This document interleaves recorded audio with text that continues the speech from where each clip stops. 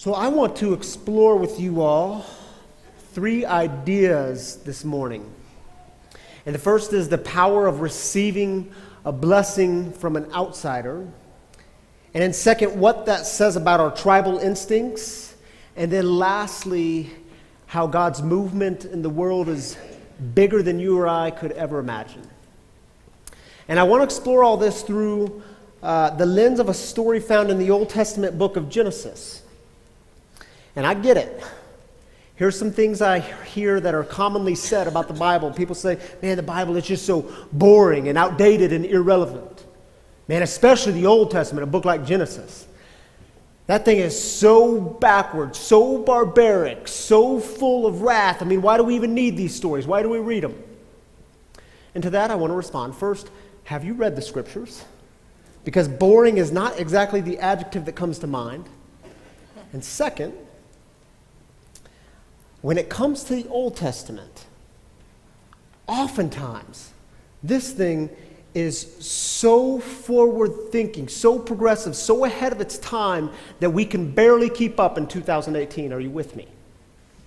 This story is one of those stories. It's a story about a man named Melchizedek. Say that name with me, Melchizedek. Oh, say it with power, Melchizedek. There you go. See, 2 weeks ago it was Mephibosheth. This week it's Melchizedek. If you're looking for boys' names and you're having a baby, there's always Melchizedek. So here's the thing about Melchizedek. We know very little about him. One of the things we do know is that his name means something. So keep in mind the Old Testament is written in Hebrew. The ancient Hebrew language translates Melech as king. And Zedek means righteousness. That means Melchizedek is the king of righteousness. Other than that, we know very little about him. He did one thing in his life that we know of. And this one thing, this act, was an extraordinary act, and it is his legacy that he has left us. We're going to look at this story. But before we get there, I want to give you all just a brief backstory of what's happening so that this story makes sense. In the beginning, in the book of Genesis, things were completely falling apart. Violence between 2 brothers had escalated to a point to where the whole world was at odds with itself. And the people, see, they were trying to build a tower up into the heavens to become like gods. And things had gotten so out of control that Genesis 12, chapter 12, begins with something new happening. A new tribe through a particular man named Abraham. And this people, a new kind of people, would take all of creation in a brand new direction. And so God essentially says to Abram, remember his name in chapter 17 has changed to Abraham, so I might use those interchangeably, same person. God essentially says to Abram, look, Abram, I want you to go start a new thing. I want you to leave the old thing and start a new thing, and your job is to go love and bless all the other tribes, all the other nations of the world. That's your job. This story is about the brand new thing that God is doing in the world. And then you get to chapter 12, verse 4, 3 simple and yet beautiful words. So Abram went. He left the old thing, stepped onto the new path, and started out towards the new thing. And soon after he gets in a battle with a king whose name is really hard to pronounce. And he defeats this king, and then he's walking through the valley. He's probably a bit beaten up and probably feeling a bit ragged and tired. And in this valley, he encounters Melchizedek. So I want you to hear this story. Some of y'all are going to love it because it's only 3 verses. But hear how it is completely turning things upside down. Are you ready? Chapter 14, verse 18 through 20. Then Melchizedek, king of Salem, brought out bread and wine. He was priest of God Most High. And he blessed Abram, saying, Blessed be Abram by God Most High, creator of heaven and earth. And praise be to God Most High, who delivered your enemies into your hand. Then Abram gave him 1/10 of everything. Do you see what's so fascinating about this story? Because wasn't Abraham supposed to be the one doing the blessings of other people? I mean, if this is a story about the new thing that God is doing, then how come a character shows up on the scene who's already in on the new thing? So much so that he's in on it, he gives Abraham this gift of bread and cup and gives him this blessing, a prayer of affirmation. So much so, how is this possible? He is described, identified as a priest of God Most High. If Abraham was the new thing, how does this guy even exist? Do you see why this story is so fascinating? Oh, the Bible, it's just so backwards and outdated and irrelevant. Why do we need any stories like this? And it's all about God loving one tribe of people, and if you're not in that tribe of people, bad for you. If you're in that tribe of people, good for you. You see what I mean? Melchizedek had no connection to the story, and yet he's a man who walks with God, knows God, blesses people in the name of God, and he had zero connection to the Abraham story that was unfolding. Here in the opening pages of the Bible, it's like God says to Abraham, Abraham, I want you to set out and do a new thing. You're going to bless all the other people, but Abraham, don't be so quick to think that you're the only one on the inside and everyone else is on the outside. You, my friend, are going to experience this through people that you least expect. You, my friend, are going to experience this in the most surprising ways. Do you see why this story is so good?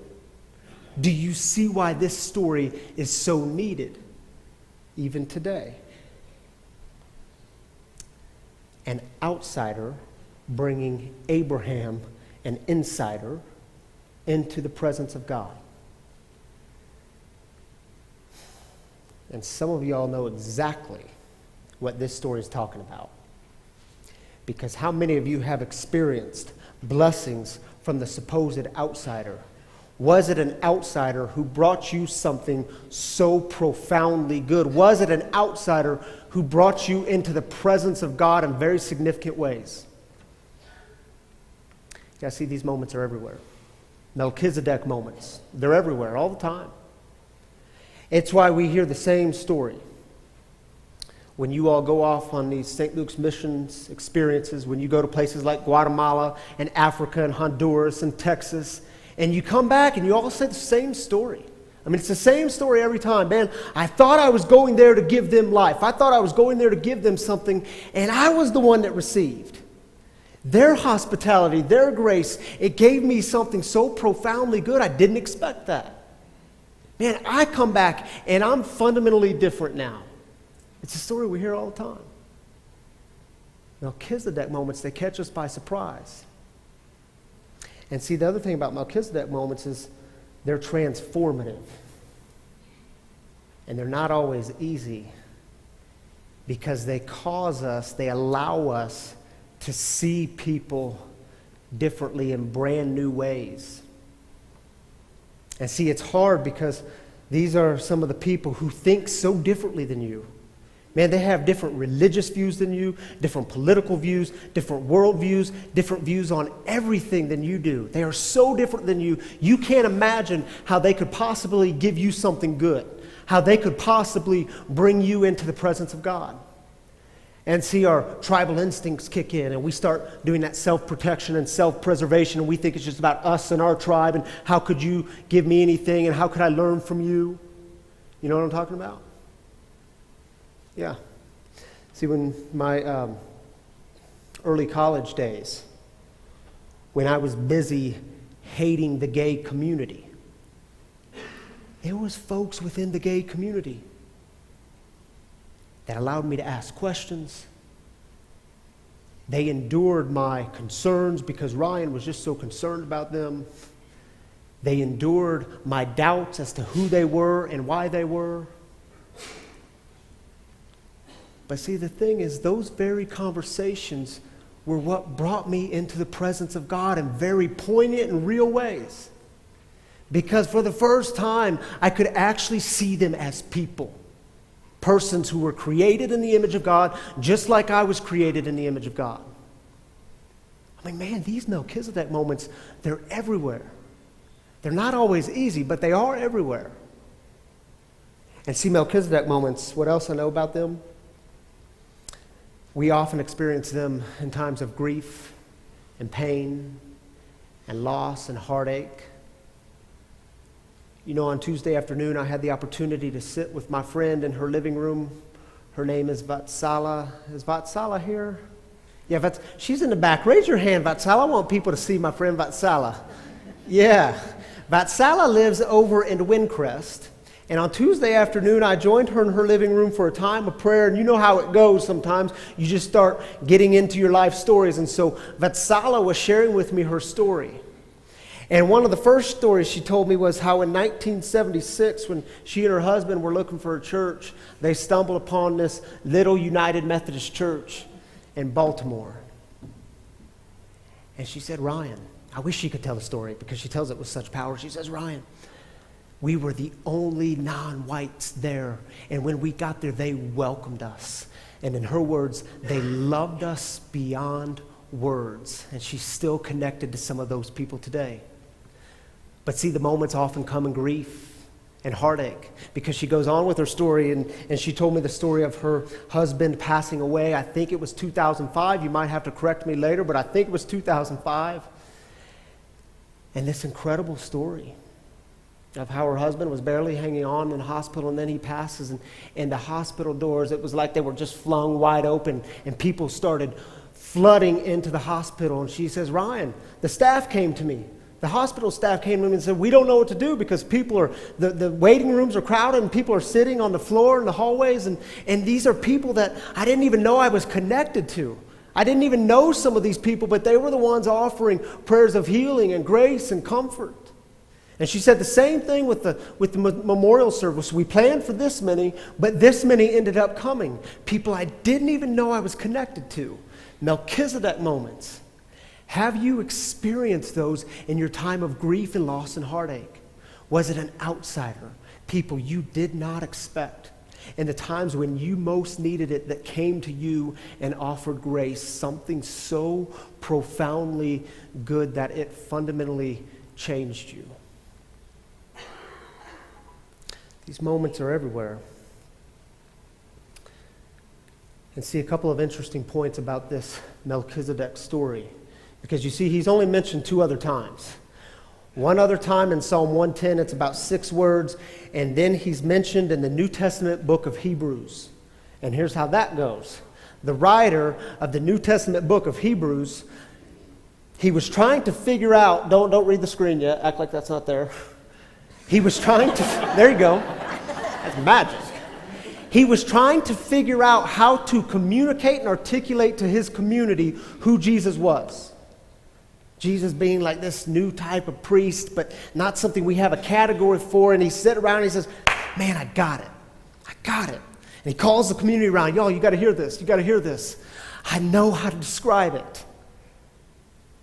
Jesus is like, do you remember the stories that our ancestors told, that story about Melchizedek? And you can imagine this really puzzled look from the community. Yeah, that dude. The dude who just gave like a blessing to Abraham and then disappeared. That dude, what does he have to do with anything? Jesus is like Melchizedek. Jesus is doing something new just like Melchizedek. Hebrews chapter 7. But the Melchizedek story provides a perfect analogy. Jesus, a priest like Melchizedek, not by genealogical descent, but by the sheer force of resurrection life he lives. Priest forever in the royal order of Melchizedek. The former way of doing things, a system of commandments that never worked out the way it was supposed to, was set aside. A new thing is happening. The law brought nothing to maturity. Another way, Jesus, a way that does work, that brings us right into the presence of God, is put in its place. That is how the early Jesus followers understood God working in the world. God always working in fresh and new ways through the already existing structures. Jesus is like Melchizedek, shows up as an outsider, bringing us into the presence of God through simple acts of grace. Fascinating, isn't it? Now, here's what else you need to know about the Melchizedek story. I'll close with this. You know what happened to Abraham right after his encounter? I mean, it's the very next verse, very next chapter, very next section. Genesis chapter 15, verse 1. After this, the word of the Lord came to Abram in a vision. Do not be afraid, Abram. Now, what kind of sense does that make? Because whatever happened with Melchizedek, it was profound enough that Abraham gave him a tenth of everything he had. I mean, that's the way you treat a god, not a king. Gave him a tenth of everything. This was a profound moment, fundamentally changed him. But apparently, he was a bit fearful too. Because sometimes when you encounter these moments, these Melchizedek moments, they change you and it can add a bit of fear. Seeing the world differently can sometimes be a bit scary. Seeing people differently can be a bit scary. And so you know what God does with Abraham? He wakes him up in the middle of the night. Genesis chapter 15. Hey, my boy, wake up. Wake up. God, come on, man, it's the middle of the night. What are you doing? Come with me. I'll explain it when we get there. Come on. Abe, look up into the sky. Go ahead, count the stars, Abraham. Count them. Oh, come on, God. You know I can't do that. There's too many. It's too big. I can't count the stars. What are you doing here? I know. Isn't it beautiful? Yes, see, Abe, the new thing that I'm doing, it's that big. That's how big the tribe is. And see, every time that you and we act a bit startled or we get a bit surprised by an outsider coming in, someone who doesn't share our views, someone who is outside of our system, outside of our religion, outside of our structures, outside of the way we do things, outside of our skin color, outside of our sexual orientation, outside of whatever it is, don't you and I need that same reminder? Don't we need God to come along and wake us up? Ryan, come on, man, wake up. Oh, come on, God, it's the middle of the night. What are you doing? Ryan, come with me. I'll explain it when we get there. Clearest night ever. No Denver light pollution.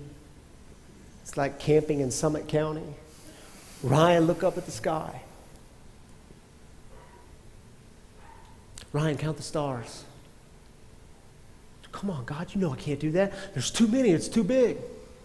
Man, 10 billion galaxies and 100 billion stars in each galaxy. That's a 1 with 24 zeros. God, I can't count that high. What are you doing here? Why'd you wake me up for this? Yeah, I know. It's beautiful, isn't it? That's how big the new thing is, and you get to participate in it. That's how big the tribe is.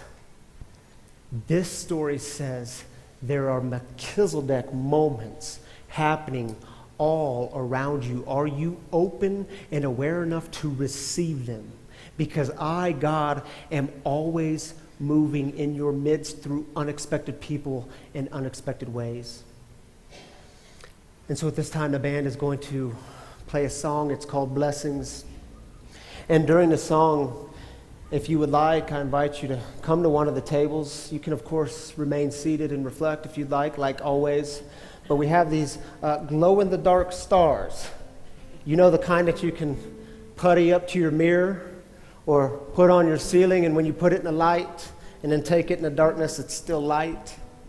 Yeah, see, maybe you would just want to take one of these little stars with you to be reminded of the Melchizedek moments that you've experienced. To be reminded of the time the outsider or that group of outsiders were the ones who welcomed you and gave you something so profoundly good. Or maybe you want to take one to be reminded to stay open and aware to these moments that are happening all around you. Or maybe you want to take a star to be reminded that you too can be Melchizedek. You too can give blessings to people you're not connected to. You can affirm them. You can give them something good. And so during this song, I invite you to come forward and grab a star, or if you'd like, you can remain seated.